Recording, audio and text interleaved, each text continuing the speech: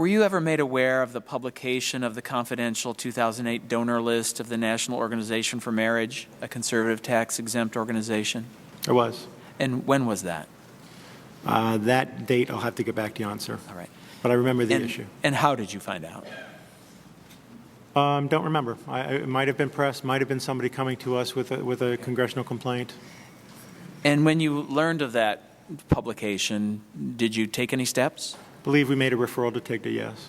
At that time? And you're not sure when that referral was made? It would have been in the same time frame.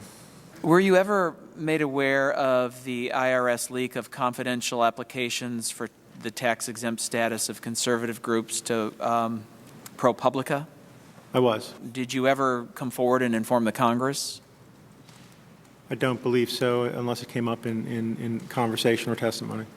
Can I suggest something, Mr. Camp, on those two, just to let you know? This would be the National Organization for Marriage and the ProPublica? Those two situations, we went to TIGTA, and I think Mr. George can speak to what they found. We made the referrals, and I believe what they found was that those disclosures were inadvertent.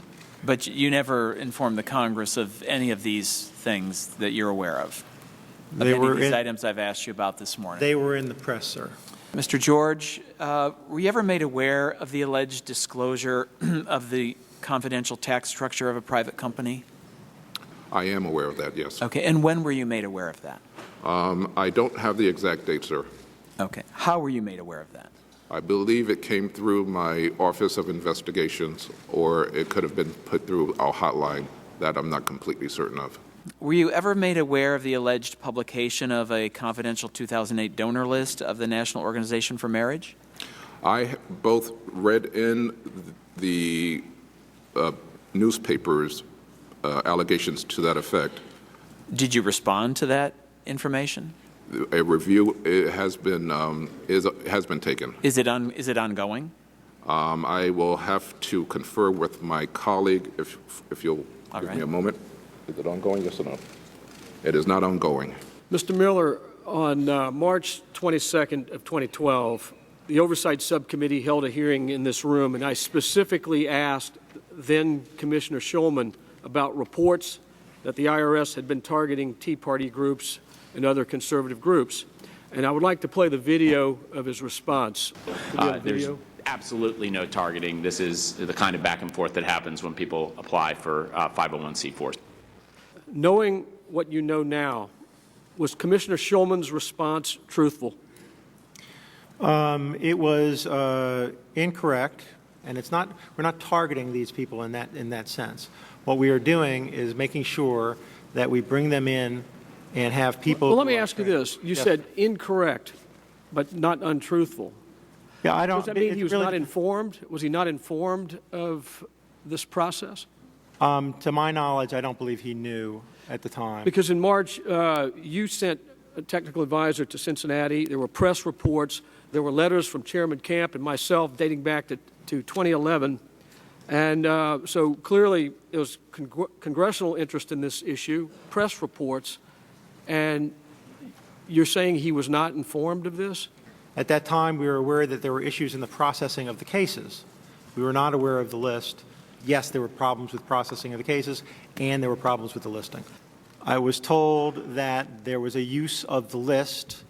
The list seemed obnoxious to us, as it does to you. Okay. And we were going to take actions on that. And yes, that was in May. And at the briefing in May of 2012, you were told that tax-exempt applications were being targeted if they contained terms such as Tea Party, We the People, Patriots, and so forth, many of the terms that Chairman Camp referenced. And knowing these practices, knowing that you sent letters to Congress acknowledging our investigation of these allegations, but consistently omitted that such discriminatory practices that are alleged were actually, in fact, taking place. Why did you mislead Congress and the American people on this? Mr. Chairman, I did not mislead Congress nor the American people. I answered the questions as they were asked. Mr. Miller, who in the IRS is responsible for targeting conservative organizations? So let me first say I cannot speak to a given case. And that we've talked about 6103, but that's... This is not just one case. You know we're talking about the whole list the Inspector General put up there. Correct. Who is responsible for targeting these groups? So again, I'm going to take exception to the concept of targeting because it's a loaded term. The listing was done by This was not a listing. individuals in- You created a beyond the lookout list. Yeah. That's not a centralized government mandated or directed listing. You had a beyond the lookout list that you acknowledge. You have the cases the Inspector General already verified.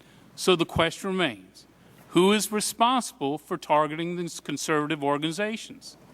So again, and I think if you look at the TIGTA report, it answers your question. There are no names in the Inspector General's report.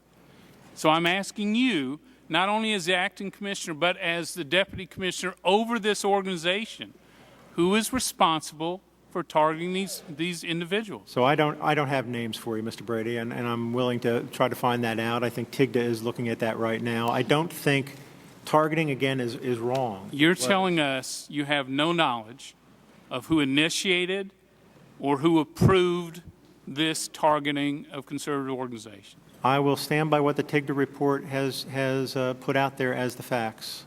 If your earlier answers are any indication, we will all read about it in the media. We ought to be getting the truth from you.